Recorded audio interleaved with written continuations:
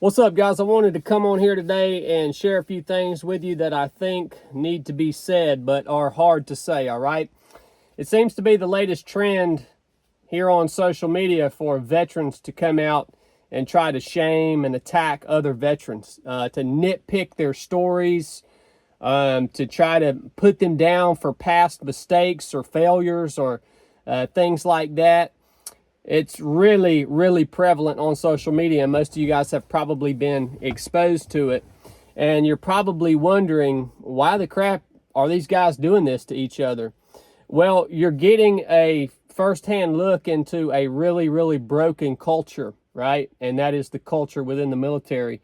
First of all, when there's no mission, when there's no war, when there's no task and purpose, it's kind of what guys end up doing, is fighting each other, attacking each other, and eating their own. So there's your firsthand look into that culture. I want to explain to you guys the reason that all of this hate is getting directed at certain people, and mainly the top people, guys like David Goggins, guys like Jocko, guys like Marcus Luttrell. A lot of hate gets directed at them, right?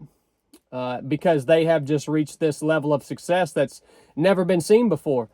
Those guys are on a whole nother level than I'm on.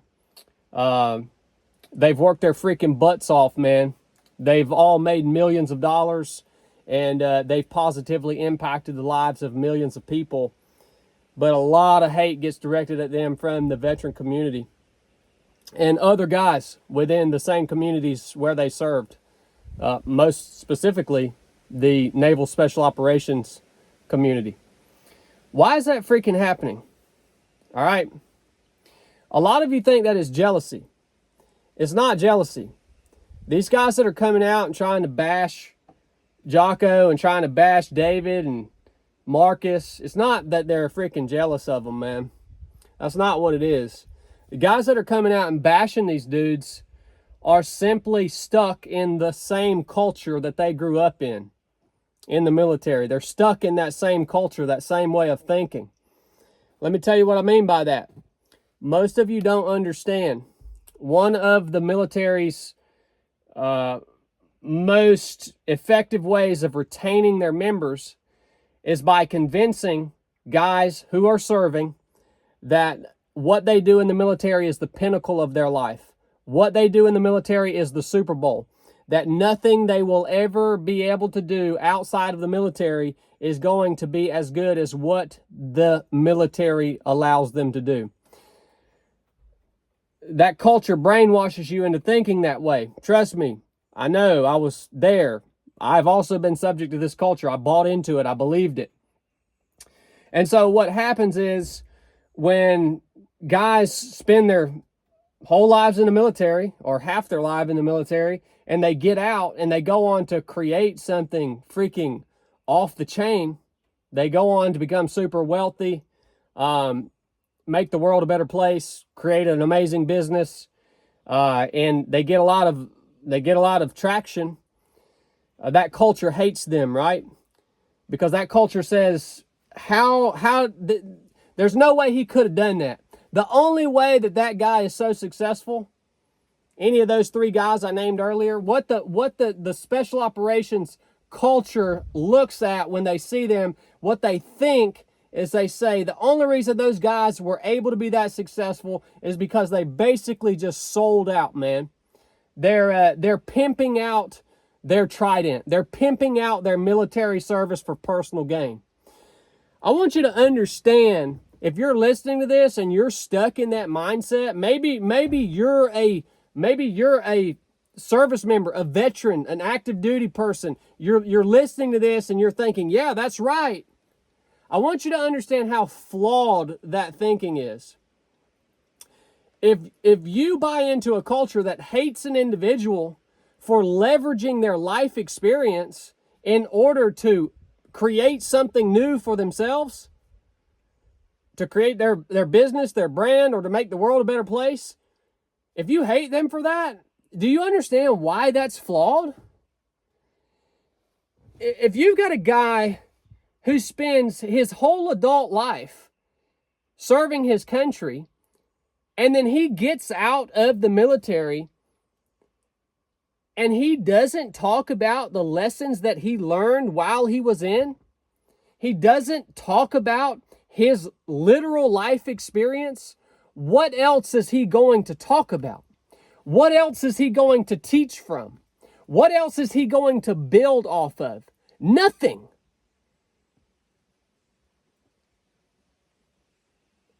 Do you understand what I'm saying? This thinking is this thinking right here is contributing, by the way, to these high numbers of veteran suicide. This way of thinking is contributing to the fact that veterans get out of the military and they end up homeless, or they end up depressed, or they just lock themselves in their house and never freaking come out.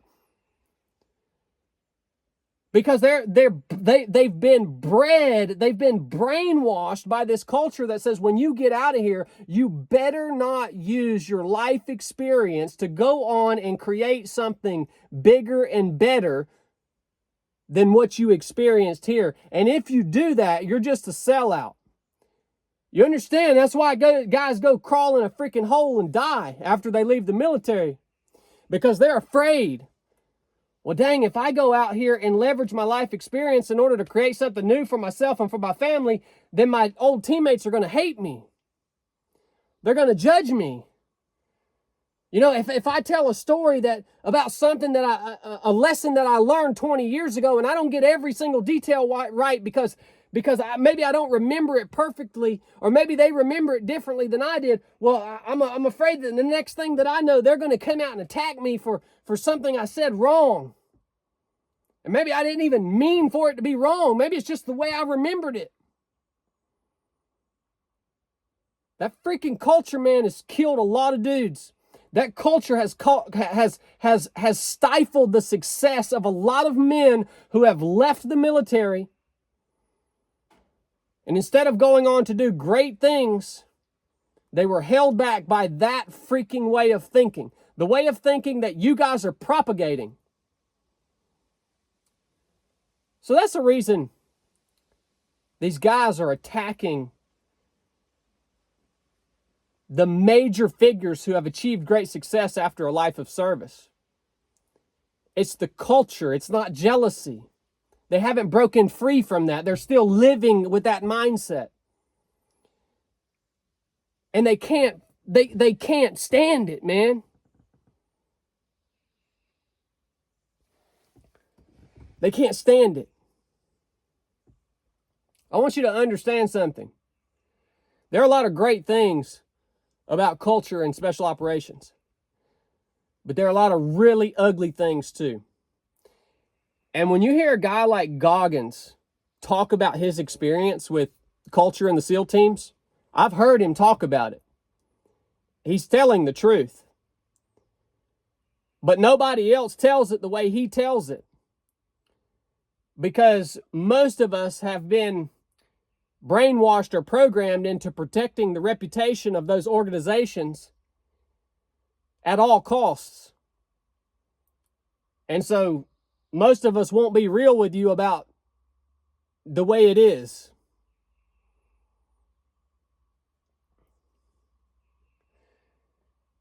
If I could sum this all up, man, I think it's worth being said also that these people who are coming out and attacking guys like Jocko and David and Marcus, and these guys who are coming out and freaking trying to shame them and nitpick them and all this stuff, man, you don't even know them, dude. You don't even know who they are. It's amazing how there's this false reality that's been created that we think that we know other people based off of the little snippets of them we see on social media. And we think we know them well enough to comment on their character, to comment on who they are today. Maybe you used to know them, but I guarantee you don't still know them. You don't still spend time with them. You don't still work with them. You don't still see them on a regular basis. And you know what's unique about people? People change. So if you knew somebody a long time ago and maybe they made some mistakes, Maybe they weren't the most upstanding person. Did you ever think maybe they're not that way anymore? Maybe they lived and learned and changed and grew. Did you ever think about that? Probably not, right? You probably didn't.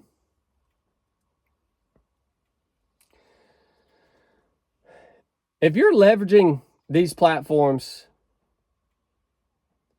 to bring disgrace or dishonor or shame on other veterans, I want you to know that you are the one who is disgraceful. You are disgraceful. And ultimately, you are bringing shame on your own self. How do I know that? Because when I was immature, when I was just out of the military, when I was still bought into that culture, I contributed to the negative conversation about certain other service members, veterans, that I didn't even know. I contributed to that conversation. And you know what? When I look back on that, I freaking cringe, man. I cringe. I brought shame upon myself. What a fool I was. It's disgraceful, dude.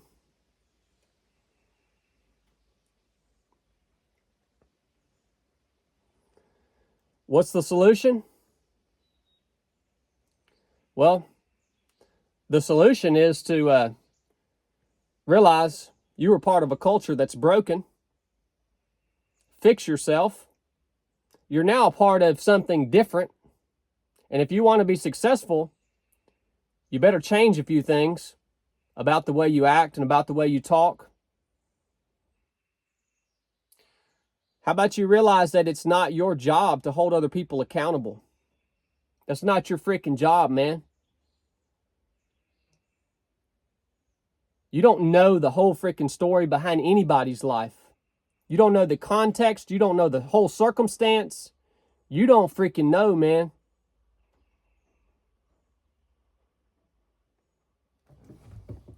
It ain't your job to hold people accountable. And you're a fool if you want to try to carry that burden. So, all that being said, if you're a veteran and you're listening to this, I want to encourage you to go out and freaking crush it, man. I want to encourage you to leverage your life experience in order to create something new for yourself and take it as far as you want to take it, man. Go as big as you want to go. And I want you to know that these people, these broken people who will come out and attack you along the way and try to shame you and try to discredit you, I want you to know that they can't win. They can't win. That it's impossible for them to win. And I hope that encourages some of you guys who have been holding back. I hope that encourages some of you guys who have such a wealth of experience in failure, in experience in success, experience in teamwork, experience in leadership or lack thereof. I hope that encourages you guys to take those things out and freaking crush life, man.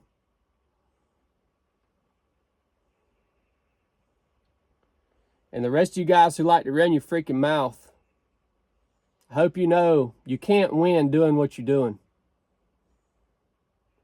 That ain't the way it works. You're better than that, man. If you got anything out of this episode, go get you a hat, get you a t-shirt, keep my man Chili in the dungeon. I appreciate all the support that you guys give us here at 3 of 7 Project. I love you guys. Enough said.